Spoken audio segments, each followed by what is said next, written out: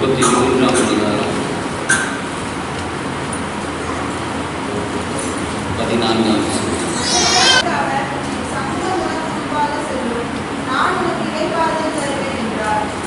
அதற்கு அவர், என்னுடைய சமூகம் உனக்கு முன்பாக செல்லும், நான் உனக்கு இளைப்பாறுதல் தருவேன் என்றார் சொல்லப்படுகிறது. மோசே இஸ்ரவேல் ஜனங்களை அவன் இந்த எகிப்திலிருந்து கானானுக்கு நேராக நடத்தி சென்றதை நாம் அறிந்திருக்கிறோம். அந்த யாத்திரையின் போது நடந்த சம்பவங்களை குறித்தும் நாம் விரிவாக வேத பகுதியிலே வாசித்ததை தியானித்து வருகிறோம். இந்த ஜனங்கள் தேவனாகிய கர்த்தரை அநேக நேரங்களிலே பரீட்சை பார்ப்பார் முறுமுறுத்து அவர்கள் தேவனுடைய கோபத்திற்கு ஆளாகத்தக்கதாக அநேக சூழ்நிலைகள் வந்தபோதும் மோசே அவர்களை மகா நிதானமாக அவர்களை நடத்தி தேவ சமூகத்தில் அவர்களுக்காக போய் போராடி அநேக காரியங்களை தேவனிடத்திலிருந்து பெற்றுக் கொடுத்து வந்தான் பார்க்கிறோம். ஆனால் கடந்த வாரங்களில் நாம் பார்க்கும்போது இந்த ஜனங்கள் தேவனுக்கு விரோதமாக தங்களுக்கென்று ஒரு கன்றுக்குட்டியை உருவாக்கி அதை தங்களுக்கு தெய்வமாக மாற்றிவிட்டு அதை ஆராதித்து தேவனாகிய கர்த்தரை கோபப்படுத்தினார்கள் என்று நாம் அறிந்திருக்கிறோம். அதன் பின்பதாக ஒரு பெரிய சங்காரம் உண்டாகிறது, அநேகம் மடிந்து போனார்கள். அதற்கு பின் நடந்த சம்பவத்தை குறித்து தான் இந்த பகுதி நமக்கு சொல்லுகிறது. அதில் 13ஆம் அதிகாரத்தின் முதல் வசனத்தை வாசிக்கும் பொழுது,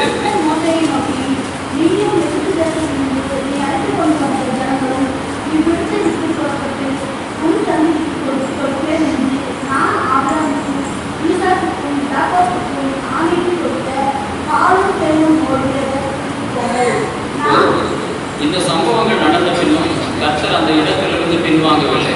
அவர் சொன்ன காரியத்தை செய்யும்படி அவர் இந்த ஜனங்களை திரும்பவுமாக மீதம் இருக்கிற இவர்களை, நீங்கள் தொடர்ந்து உங்களுடைய பிரயாணத்தை தொடருங்கள், நீங்கள் புறப்பட்டு உன் சந்ததிக்கு கொடுப்பேன் என்று நான் ஆபிரகாமுக்கும் ஈசாக்குக்கும் யாக்கோபுக்கும் ஆணையிட்டு கொடுத்த பாலும் தேனும் ஓடுகிற தேசத்திற்கு போங்கள் என்று சொல்லுகிறதை பார்க்கிறோம். அநேக நேரங்களிலே நம்முடைய வாழ்க்கையில அநேக காரியங்கள், அநேக சூழ்நிலைகள், நம்முடைய சுய பாவங்கள், மீறுதல்கள் அவைகள் வந்து தடை செய்யும் போதும் கர்த்தர் தயவாக சில நேரங்களிலே நம்மை மன்னித்து நம்மை திரும்பவுமாக அவருடைய காரியத்திற்காக நடத்தி செல்கிறார். காரணம், அவர் ஆபிரகாமுக்கும் ஈசாக்குக்கும் யாக்கோபுக்கும் கொடுத்த அந்த வாக்கு தத்துவத்தை நினைவு கூறுகிறார். அதுதான் அந்த வாக்கு தத்துவத்தில் இருக்கக்கூடிய ஒரு பெரிய வல்லம். இன்னைக்கு ஏன் நாம் இன்னும் அழிந்து போகாமல் இருக்கிறோம் என்று சொன்னால், தேவன் கொடுத்த வாக்கு தத்துவம், உன்னை பிரித்தெடுத்து எகிப்திலிருந்து உன்னை வெளியே கொண்டு வரும்போது கொடுத்த வாக்கு தத்துவத்தை அவர் நினைவு கூறுகிறார். ஆனால் மரித்து போன ஜனங்கள் என்ன செய்தார்கள்? அவர் வாக்கு தத்துவத்தை இழந்து போனார்கள். எனக்கு அதனால தான் ஜீவன் ஒன்று மட்டும்தான் உனக்கு வாக்கு தத்துவத்தை இன்னும் பிடித்து வைத்திருக்கு. அதனால தான் கடைசி நிமிஷம் வரைக்கும் நீங்களுடைய சுதந்திரித்துக் கொள்வதற்கான வாய்ப்பை கற்றுக் கொடுக்கிறார்.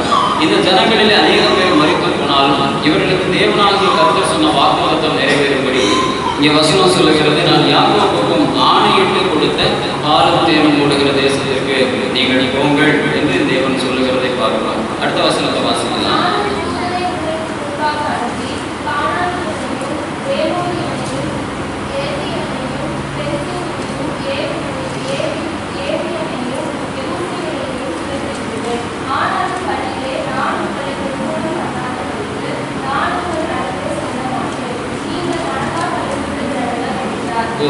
ஆனாலும் கர்த்தர் சொல்லுகிற பாருங்க, அப்போ ஒரு வாக்குத்தத்தத்தை நிமித்தம் ஒரு கூட்டம் ஜனங்கள் காக்கப்பட்டாலும் ஒரு கூட்டம் ஜனங்கள் அழிக்கப்பட்டாலும் என் தேவன் அடுத்த ஸ்டெப்புக்கு அந்த ஜனங்களை நகர்த்துகிறதை நாம் பார்க்கலாம். சில நேரங்களில் நம்ம அடுத்த நிலைக்கு தள்ளப்படுகிற சூழ்நிலைகள் நம் வாழ்க்கையில் வரும்.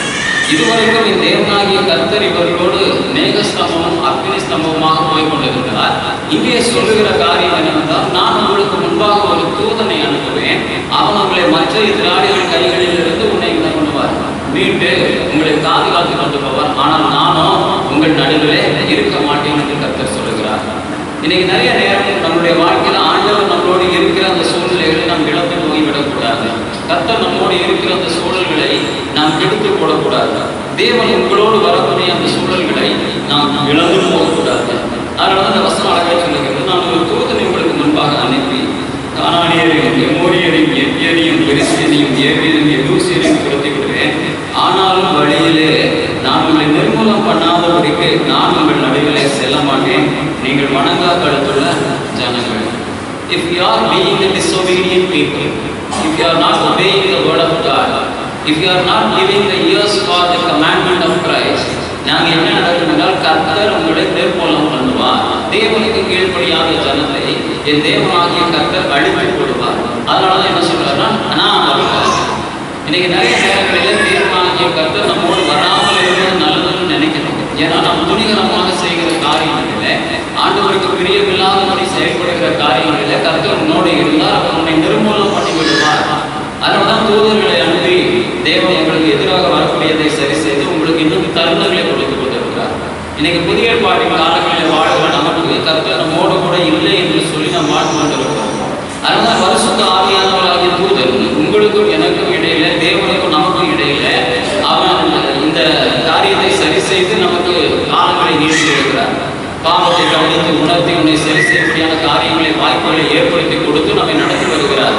அதனாலதான் பழைய ஏற்பாட்டு நாட்களில் இஸ்ரவேல் ஜனங்களோடு பிரயாணிகளை தேவன் சொல்கிறார், இனி நான் உங்களோடு வரமாட்டேன், வந்தேன்னா இதுதான் நடக்கும். கர்த்தர் உங்களோடு வந்தால் அங்கே என்ன சொல்றாருன்னா, நீங்க வணங்கா கடத்துள்ள ஜனங்கள், உங்களுடைய காரியங்களை நிமித்தமாக நான் உங்களை நிர்மூலமாக்க வேண்டிய சூழ்நிலை வரும், நான் உங்களை அழித்து போட வேண்டிய சூழ்நிலை வரும். அதனால் நான் வரல, என்னுடைய தூதனை உங்களுக்கு முன்பாக அனுப்புகிறேன் என்று கர்த்தர் சொல்லுகிறதை பார்க்கிறோம். நம்மளுடைய நாட்களில, நம்முடைய வாழ்க்கையில தூதர்கள் நமக்கு முன்பாக போகிற அனுபவத்தோடு வாழக்கூடாது. நமக்கு எதிராக வரக்கூடியது மட்டும் மாறினால் போதும் நினைக்கக்கூடாது. அந்த சூழ்நிலைகளில் நாம் வெற்றி பெற்றால் போதும் என்று நினைக்கக்கூடாது. மாறாக தேவனாகிய கர்த்தர் நம்மோடு கடந்து வர வேண்டும் என்கிற அந்த எண்ணம் இருக்கும். பரிசுத்த ஆவியானவர் அதற்காக தான் நம்மை நடத்தி கொண்டு போறோம். நீங்கள் கிறிஸ்துவோடு ஐக்கியம் கொண்டவர்களாக இருக்க வேண்டும். அதான் நமக்கு கர்த்தர் கற்றுக் கொடுக்கிற காரியம். அடுத்த வசனத்தை வாசிங்க. துக்கமான இவ்வார்த்தைகளை ஜனங்கள் கேட்டபோது, இந்த துக்கமான இந்த வார்த்தைகளை கேட்டபோது ஜனங்கள் ஒருவரும் தங்கள் ஆபரணங்களை போட்டுக் கொள்ளாமல் துக்கம் கொண்டாடி கொண்டிருந்தார்கள் வசனம் சொல்லுகிறது. இது துக்கமான வார்த்தை. நமக்கு இந்த துக்கமான வார்த்தையா இருக்கிறது வாய்ப்பு இல்லை. ஏன்னா இந்த வசனம் என்ன சொல்லுது, நான் உங்கள் நடுவிலே வந்து உங்களை நிர்மூலமாக்காதபடிக்கு என்று கர்த்தர் சொல்லுகிறார். அப்ப அவர் வரல நல்லது தானே. அவர் வந்து நமக்கு தண்டனை கொடுப்பதை காட்டிலும், அவர் வந்து நம்மை தண்டிப்பதை காட்டிலும், அவர் வருகிறதை நிமித்தமாக நம்முடைய வாழ்க்கையில் போராட்டங்கள், சஞ்சலங்கள் வருவதை காட்டிலும் அவர் வராமல் இருப்பது நல்லது. அந்த அளவுக்கு நம்ம இன்னைக்கு வழிபட்டு போன கிறிஸ்தவர்களாக இருக்கிறோம். ஆனால் வேதம் சொல்லுகிறது, இந்த ஜனங்கள் துக்கித்தார்கள் என்று சொல்லப்படும். இது துக்கம் கொண்டாடும்படியான துக்கமான வார்த்தைகள்.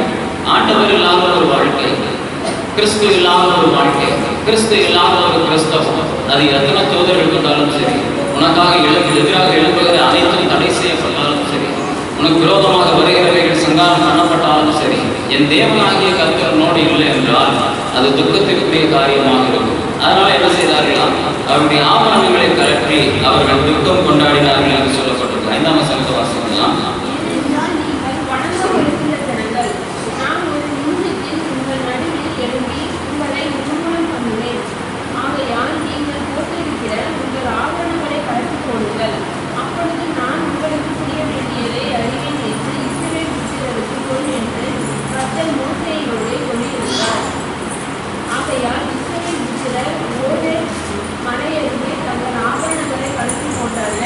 இவர்கள் தங்கள் ஆபரணங்களை கொண்டு அது நிமித்தம் தேவனுக்கு தெரியவில்லாத இந்த விக்கிரகத்தை செய்து ஆராதனை செய்தபடியினால் என் தேவனாகிய கர்த்தர் இவர்களை பார்த்து, நீங்கள் வணங்கா கடத்துள்ள ஜனங்கள், நீங்கள் தேவனுக்கு புறம்பான காரியத்தை செய்ய துணிகரம் கொண்டவர்கள், அதனால உங்கள் ஆபரணங்களை கலற்றி நீங்கள் கீழே போடுங்கள் என்று சொன்னதை பார்ப்போம். இன்னைக்கு நம்மை பார்த்து, நீங்கள் இத்தனை காலம் செய்த பாவத்திற்காக உங்கள் ஆபரணங்களை கலட்டி கீழே போடுங்கன்னு சொன்னா, அதுக்கப்புறம் நம்ம செய்கிற பாவம் தான் அதை விட பயங்கரமாக இருக்கும். இன்னைக்கு தேவனாகிய கர்த்தர் இந்த ஜனத்தை பார்த்து இந்த காரியத்தை சொல்லுகிறார். உங்களுடைய ஆபரணங்கள் அருவருப்பாக இருக்கிறது, எங்களை கலற்றில் போடுங்கள் என்றால், ஆகையால் இஸ்ரவேல் போகிற ஒரே மலை அருகே தங்கள் ஆபரணங்களை கலற்றில் போட்டார்கள் என்று சொல்லப்படும். வணங்கால் கழுத்துள்ள ஜனங்கள். That is the only blame which was given over the Israelites. அவங்க மேல சொல்லப்பட்ட ஒரே குற்றச்சாட்டு வணங்கால் கழுத்துள்ள ஜனங்கள். அப்படின்னா என்ன? They want to be satisfied with what they do. அவங்க என்ன தேவைப்படுகிறதோ அதனால் திருப்தி அடையணும், அவ்வளோதான். இன்னைக்கு நம்ம வாழ்க்கையோட ஒப்பிட்டு பாருங்க, கொஞ்சம் கூட ஒரு சின்ன பிசுறளவு கூட மாற்றம் இருக்கு. நமக்கு என்ன தேவையோ அவைகள் திருப்தி அடையணும், அவ்வளோதான். அது ஒரு காலம் நடக்காது. அதுக்கு பேர் தான் வணங்கா கடத்துள்ள ஜனங்கள். அவங்க மற்றவர்களுடைய காரியங்களுக்காக, மற்றவர்களுடைய தேவைகளுக்காக, மற்றவர்களுடைய மன பாரத்திற்காக, மற்றவருடைய மன சஞ்சலத்திற்காக, அவர்களுடைய கவலைக்காக, துக்கத்திற்காக அல்லது அவருடைய வருத்தத்திற்காக எந்த காரியத்தையும் செய்யணும். அவருடைய காரியங்களில் மாற்றம் இருப்பார். இந்த இஸ்ரவேலுடைய ஜனத்துல கர்த்தர் பார்த்த மகா பெரிய கொடூரமான குற்றம் அதுதான். அதனாலதான் சொல்றாரு, இது வணங்க கழுத்துள்ள ஜனம் தனக்கு தேவையானவைகளை பூர்த்தி செய்து கொள்வதற்காக தனக்கு எதை வேண்டும் போனாலும் செய்யும். அப்படிதான் அவங்க முன்கூட்டியே செய்யும். இன்னைக்கு நமக்கு கர்த்தர் சொல்கிறார், நீங்கள் அப்படிப்பட்ட ஜனமாக இருப்பீர்களே ஆனால் அதற்கு காரணமாக இருக்கிறவைகளே கலப்பிக்கும். இன்னைக்கு பொன்னாபரணங்கள் காரணமாக இருக்கிறது. ஏன்னா இன்னைக்கு யாரும் அந்த கண்குட்டி செய்யணும், காதில் இருக்கிற காதணிகளை கழட்டிக்கணும்னா கொடுக்க மாட்டோம். சும்மா யாரும் செஞ்சா வேணா அதையும் வணங்கிட்டு. ஆனால் தேவனாகிய கர்த்தர் அந்த நாளிலே அந்த ஜனத்துக்கு எது காரணமாக இருந்ததோ அதை எடுத்து போடப்படி சொன்னாங்க. இன்னைக்கு உங்களுடைய வாழ்க்கையில தேவனாகிய கர்த்தர் பார்க்கிற இந்த வணங்கா காலத்துல இந்த காரியத்திற்கு எது காரணமாக இருக்கிறதோ அதை நீங்கள் எடுத்து போட வேண்டும் என்று வசனம் சொல்கிறது. 7ஆம் வசனத்திலிருந்து வாசிக்கலாம்.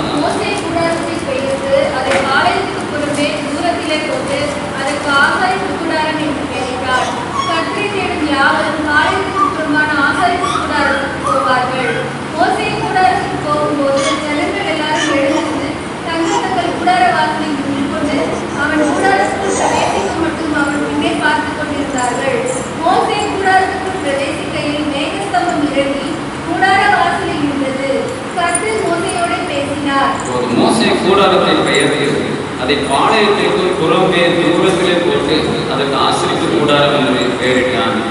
முதல்ல சாதாரண கூடாரத்துல கர்த்தரோடு பேசுகிறவனாக இருந்தான். ஆனால் இப்போதோ தேவன் இந்த ஜனத்திலிருந்து நான் நகர்ந்து போனேன் என்று சொன்னதினாலே என்னமோ அவன் தன்னுடைய கூடாரத்தை பெயர்த்து அதை கொண்டு போய் பாளையத்திற்கு புறம்பே தொலைவிலே போனான்.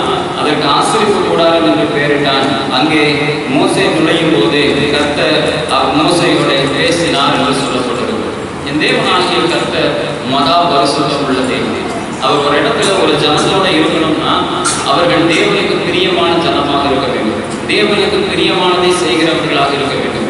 கர்த்தர் அறிவிருக்கிற காரியத்தை செய்கிறவர்களோடு கர்த்தர் ஒரு காலம் இருக்க மாட்டார். நான் அங்கே போனா அப்படி இருக்கேன், இங்கே வந்தா இப்படி இருக்கேன், அந்த இடத்துல அப்படி, இந்த இடத்துல இப்படி, இந்த மாறு வேஷத்துக்கெல்லாம் கர்த்தர் இடத்துல வழி இருக்கு. அதனாலதான் அவர் மாறி மாறி செயல்படுகிற ஜனங்களோட கர்த்தருடைய அனுகிரகம் இருக்காது. அதனாலதான் மோசை பார்த்தான், ஜனங்களுக்குள் இல்லாத தேவனை நாம் இந்த இடத்துல ஆராதிக்க பிரயோஜனம் இல்லை, ஆசிரியப்பு கூடாரத்தை தனியாக கொண்டு போனா அங்கே அவன் போகும்போது கர்த்தர் அவனோட பேசினார் என்று சொல்லப்பட்டிருக்கிறது. அடுத்த வசனத்தை வாசிக்கலாம்.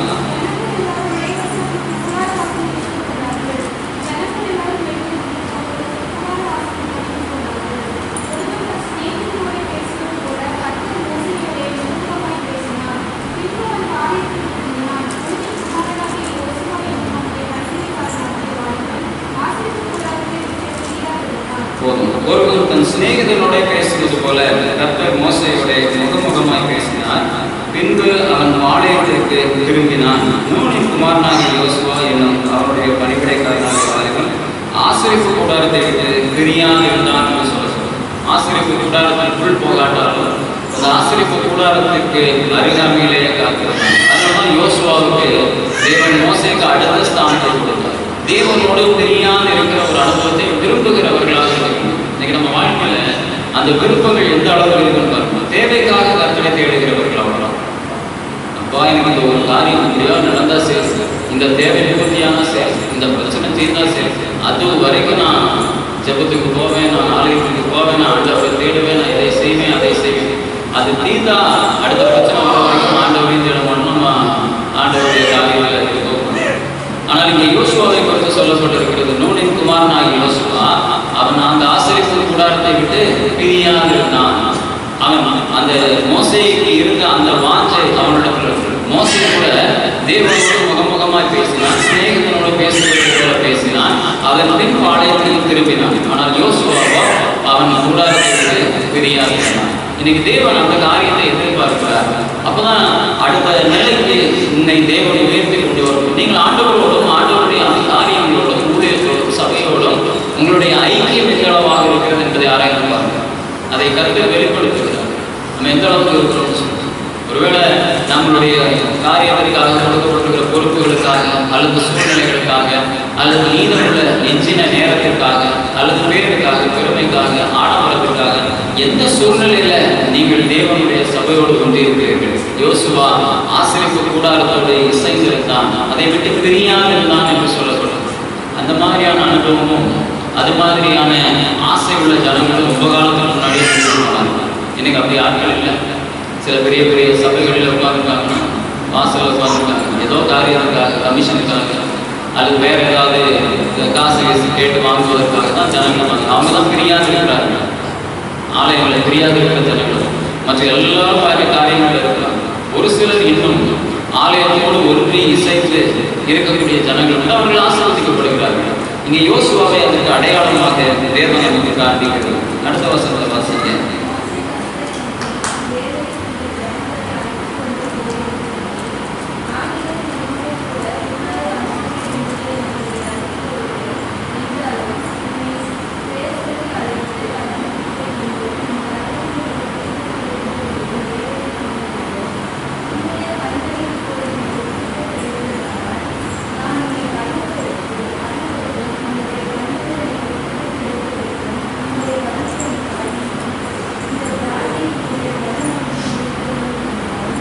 மோசேயினுடைய பேச்சை பாருங்க, எவ்வளவு அழகாக பேசுகிறார். மோசே கர்த்தரை நோக்கி, தேவரே, இந்த ஜனங்களை அழைத்து கொண்டு போ என்று சொன்னீர். ஆகிலும் என்னோட இன்னாரை அனுப்புவேன் என்பதை நீர் எனக்கு அறிவிக்கவில்லை என்றாலும் உன்னை பெயர் சொல்லி அழைத்து அறிந்திருக்கிறேன் என்றும் என் கண்களில் உனக்கு கிருபை கிடைத்தது என்றும் தேவரீர் சொன்னதுள்ளே. அங்கே இந்த ஜனத்தை அழைச்சிட்டு போக சொல்லிட்டாரு. ஆனா யாரையும் கூட்டிட்டு போகணும்னு சொல்லலை. அதனால இவன் வந்து இப்ப என்ன பண்ணணும், எல்லாரும் கூட்டிட்டு போகணும். அதுக்காக இந்த காரியத்தை பேசின ஆண்டவர் என்னை பெயர் சொல்லி அழைத்தேன் என்றும் என்னை நீர் அறிந்திருக்கிறேன் என்று சொன்னதை உம்முடைய கண்களில் இப்போது எனக்கு கிருபை கிடைத்ததானால் நான் உண்மை அறிவதற்கும் உம்முடைய கண்களில் எனக்கு கிருபை கிடைப்பதற்கும் உம்முடைய வழியை எனக்கு அறிவியும். இந்த ஜாதி உம்முடைய ஜனம் என்றும் நினைத்தருளும் என்றான். இந்த ஜனத்தை எல்லாம் உம்முடைய ஜனம் என்பதை நினைத்தருளும் என்று சொல்லி என் தேவனாகிய கர்த்தருக்கு அதை ஞாபகப்படுத்துகிறார். அதுதான் ஜனத்தின் மேல அவங்களுக்கு இருக்கிற அந்த பிரியா பரப்பு. மரித்து போனவர்கள் போனாலும் மீதமுள்ள ஜனங்களை கொண்டு போய் சேர்க்கணுமே காணாமல. இந்த ஜனத்துல கர்த்தர் யார் மேல் பிரியமாக இருக்கிறார் என்பது தெரியாது. ஒருவேளை அவர் அதை ஸ்ட்ரெஸ் பண்ணி காட்டினா பாயிண்ட் அவுட் பண்ணி ஒரு 4 பேரை சொல்லிட்டா மீதமுள்ள ஜனங்களை என்ன பண்றது, அழிஞ்சு போவாங்களே. அதனாலதான் தேவனாகிய கர்த்தரிடத்துல சொல்லுகிறார், இந்த ஜனம் எல்லாம் உம்முடைய ஜனம் என்பதை நீர் அறிந்து கொள்ள வேண்டும். நீர் நான் உங்களுக்கு பிரியமானவனாக இருக்கிறேன் என்பதை நீர் அறிந்து கொள்ள வேண்டும். அப்படிலாம் சுற்றி வளைச்சு அந்த பாயிண்ட் அவுட். இன்னைக்கு வேதம் நமக்கு சொல்லுகிற காரியம், தனக்கு அடுத்தவைகளை தேடுகிற ஜனம் இஸ்ரவேலின் ஜனம். ஒருவர் கூட விட்டு போகக்கூடாதுன்னு நினைக்கிறது மோசேக்கு தெய்வம் கொடுத்த வரும்.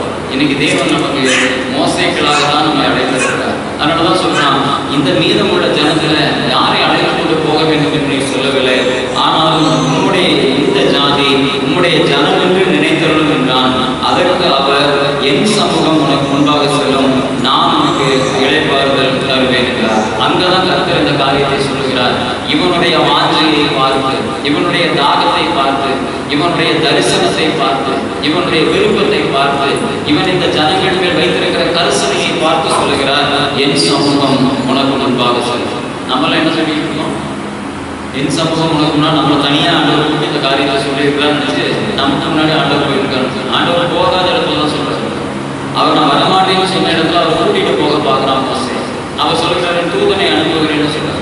நீங்க பிரயாணத்தில் உங்களுக்கு இடத்தில் இல்லாதபடிக்கு அவர்கள் பாதையை செவ்வை பண்ணி கொடுத்துட்டு வருவாங்கன்னு சொல்றாரு. மோசே சொல்றான், நீர் உம்முடைய ஜனம் என்பதை அறிந்து கொள்ளும். அப்பதான் ஆண்டவர் சொல்கிறார், என் சமூகம் உனக்கு முன்பாக செல்லும்.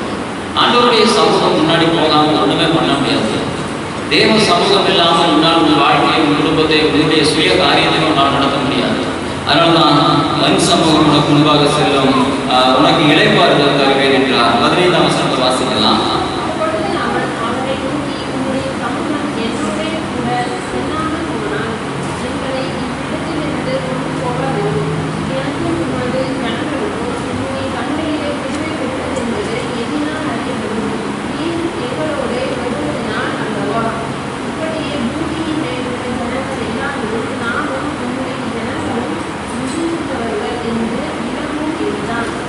அப்பொழுது கர்த்தர் மோசேயை நோக்கி, நீ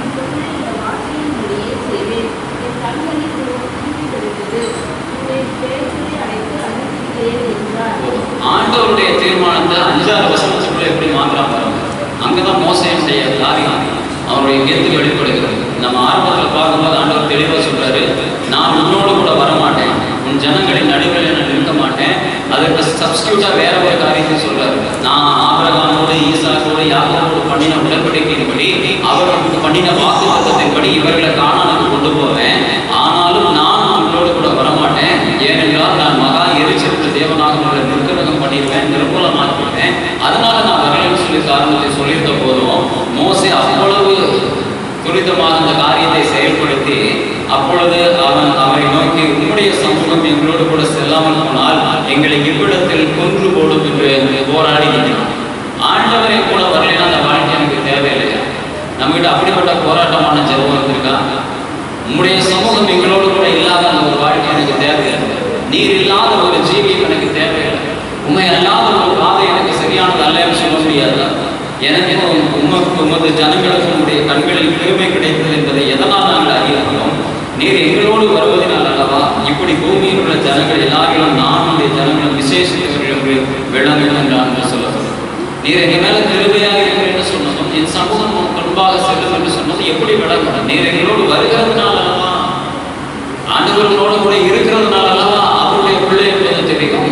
நீங்கள் மற்ற ஜனங்களை காட்டிலும் விசேஷித்தவர்கள் என்று எப்படி விளங்கணும்? எவ்வளவு அருமையான கொஸ்டின் வரும். If you are not being with us, how can we be exposed? If you are not being with us, how can we be exposed as the child of God? இன்னைக்கு வேதத்தின் காரியத்தில் மோசே அநேக காரியத்தை நமக்கு கற்றுக் கொடுக்கிறார். கர்த்தர் உன்னோடு இல்லை என்றால், கர்த்தர் உன்னோடு இருக்கும்படியான சூழ்நிலையை உருவாக்கி கொள்ளவில்லை என்றால், தேவ சமூகம் உன்னோடு இல்லை என்றால் நீங்கள் விசேஷித்தவர்களாக இருக்க முடியாது.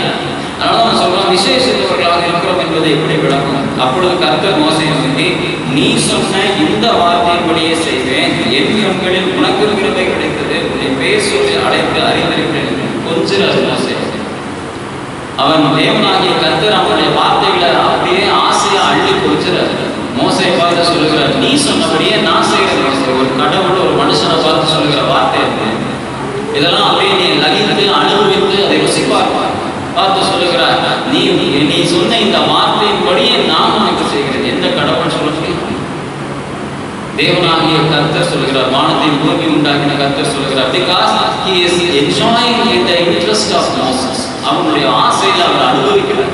மோசேயுடைய வாஞ்சையை கர்த்தர் அனுபவிக்கிறார். என் ஜனத்தின் மேல என்னை காட்டிலும் கரிசனை உள்ள ஒரு மனிதன் உண்டா? என் ஜனம் என்று சொல்லி வாஞ்சித்து எடுத்த இஸ்ரவேலை என்னிலும் அதிகமாக வாஞ்சித்து அவர்கள் மேல அனுபவிக்கிற ஒரு மனிதனா? அதனாலதான் அவனை கர்த்தர் அப்படி வாஞ்சித்து சொல்றார், நீ சொல்றபடி செய்யற. எந்த இடத்திலும் நீங்கள் அப்படிப்பட்ட ஒரு அனுபவத்தை பார்க்க முடியாது. மோசேக்கு அந்த அனுபவத்தை கற்றுக் கொடுத்தார். If you are living for others, if you are being for others, if you make a life for others, if you sacrifice yourself for others, the God will be with you. The God will obey your words. அதான் கடவுள் உள் வார்த்தையை சொல்லிக் கொடுப்பார். அதான் பல நேரங்களில் சொல்லுவோம், நீ உங்களுக்கு வேண்டாததை கேட்டாலும் கூட கற்றுக் கொடுத்துருவாரு. அவர் அப்படிப்பட்ட தேவை சூதுவாது இல்லாதவர் தானே. அவருக்கு உனக்கு பெருசு கெட்டது நல்லது அப்படின்னா நிறைய காரியங்கள் இருக்கு. அவருக்கு எல்லாமே அற்பமான காரியம். But you have to take a place in his heart. கர்த்தரின் இருதயத்தில் இடம் வைக்கணும். கர்த்தரின் மோசே தேவனுடைய இருதயத்திற்கு ஏற்றவனாக கொண்டான். அதனாலதான் கர்த்தர் சொல்லுகிறார், நீ கேட்ட காரியத்தை நான் உனக்கு செய்யறேன் மோசே. அழகா இருக்கு பாருங்க அந்த வார்த்தை சொல்லுகிறது. அப்பொழுது கர்த்தர் மோசேயை சொல்லி, நீ சொன்ன இந்த வார்த்தையின்படியே செய்தேன், என் கண்களில் உனக்கு கிருபை கிடைத்தது, உன்னை பெயர் சொல்லி அழைத்து அறிந்திருக்கிறேன் என்றார். மோசே திரும்ப ஞாபகப்படுத்துறார். அதை எது சொல்ல சொல்கிறாருன்னு சொல்ல உன்னை பெயர் சொல்லி அழைச்சாப்பா அப்படின்னு சொல்லி அள்ளி அணைக்கிறார் மோசே. அப்பொழுது அவன் உங்களுடைய மகிமையை எனக்கு காண்பிக்கிறோம். மோசே சும்மா சாதாரணமான ஆளுகிறாரு. அவங்க ஒவ்வொரு பேரையும் பயன்படுத்திக்கிட்டே இருப்பாங்க. அதான் அவங்ககிட்ட இருக்கிற ஒரு ஸ்பெஷாலிட்டி. அவங்ககிட்ட இருக்கிற ஸ்பெஷாலிட்டி எல்லாருக்கும் ஒரு பாயிண்ட் நாட்டினா 1% நம்பர் இருந்து நம்ம தான் பெரிய ஆளாக நம்ம பாருங்க. ஆண்டவர் அவங்க அன்பு செலுத்தி வரமாட்டேன்னு சொன்னவரை வர வச்சுட்டாங்க. இப்போ வர வச்சவர் சொல்றாரு, நீ சொன்னபடி நான் செய்வேன் அப்படின்னா அந்த கேப்பை பயன்படுத்தி சொல்லுகிறான், நானுடைய மகிமையை நான் எனக்கு காண்பிக்கிறேன். I should not be away from you. I should not be one among the Israelites. I should not be a person who is not seen by God. I want to be the person who had seen God. அவரை பார்த்தவன் என்று நான் இருக்க வேண்டும். மோசே சொல்றான், உமது மகிமையை நான் காண வேண்டும். அதற்கு அவர் 10 வசனத்தை வாசிங்க.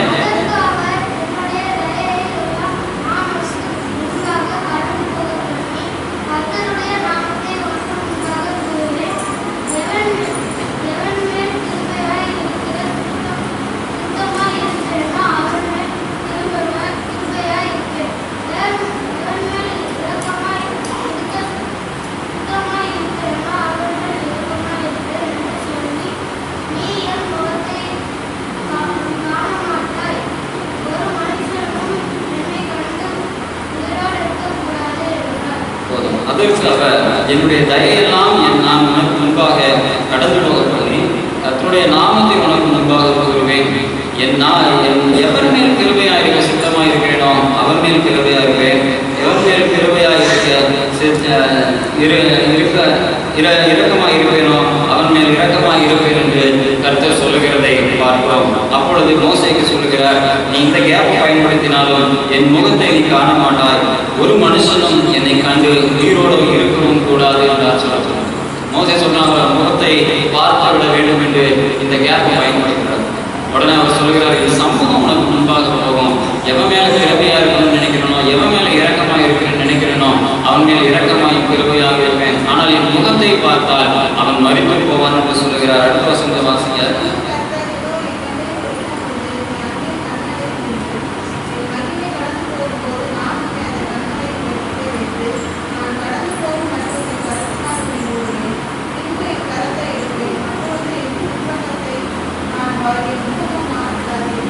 அப்பவும் மோசேக்காக கர்த்தர் செய்கிற காரியத்தை பாருங்க. The interaction and the relationship between the God and Moses makes us to shiver.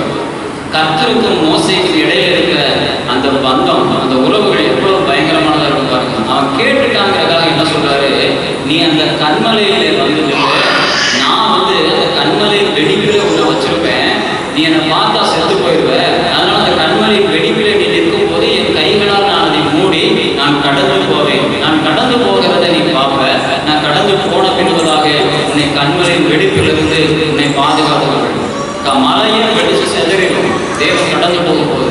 அதனால சொல்றது, அந்த வெடிப்புக்குள்ள உன்னை வச்சு என் கைகளை நான் உன்னை பாதுகாத்து நான் அழுகிறதை நீ பார்க்க வேண்டும். நீ ஏமாற்றம் அடையக்கூடாது. நான் பார்க்கணும்னு ஆசைப்பட்டுட்ட, அதனால நீ என்னை பார்க்கலாம், ஆனால் நீ மறித்து போகாதபடிக்கு கண்மலையின் வெடிப்பிலே உன்னை வைத்து என் கரங்களால் மூடி உனக்கு நீ கேட்டதை செய்வேன்னு சொல்றேன்.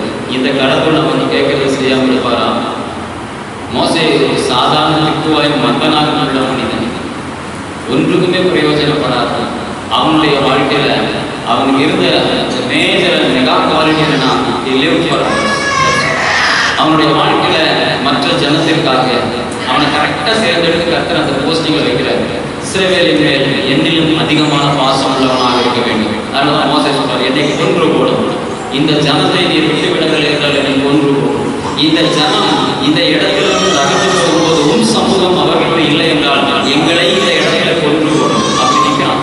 அதனாலதான் அவனுக்கு கர்த்தர் தன்னை வெளிப்படுத்தினார். கண்மலையின் வெடிப்பிலே வைத்து என்னை பார்த்துக்கொள் என்று சொல்லி மோசேக்கு கர்த்தர் அவ்வளவு அழகாக அவனுடைய வாஞ்சைகளை நிறைவேற்றுகிறார். ஒரு அதிகாரத்துக்குள்ளேயே கர்த்தர் 3 முறை மோசேக்கு அவனுடைய விருப்பத்தை நிறைவேற்றுவார் என்றார். அவனை கையில் அடி கர்த்தர் ஒழுங்குவார் என்றார். அந்த மோசேயுடைய சாரி எவ்வளவு பெருமையானது. அதற்கு அவனுக்கு வேற எந்த விதமான பேக்ரவுண்டும் தேவையில்லை. only the thing he had the love over the Israelites more than the God. கர்த்தர் 3 முறை 4 முறை இஸ்ரவேலை அழிக்க நினைக்கும் போது அவருடைய பாதத்தை பிடித்த அந்த ஜனத்திற்காக காத்திருந்தான். இந்த அனுபவம் எந்த கிறிஸ்தவனுடைய வாழ்க்கையில் இருக்கிறதோ அவனுக்கு மோசேயின் அனுபவத்தை கர்த்தர் கொடுப்பார். அவனுடைய வாழ்க்கையில கர்த்தர் அவனை மேன்மைப்படுத்துவார். அவனை தேவனாகிய கர்த்தர் அவன் மன வாஞ்சைகளை எல்லாம் நிறைவாக்குவார்.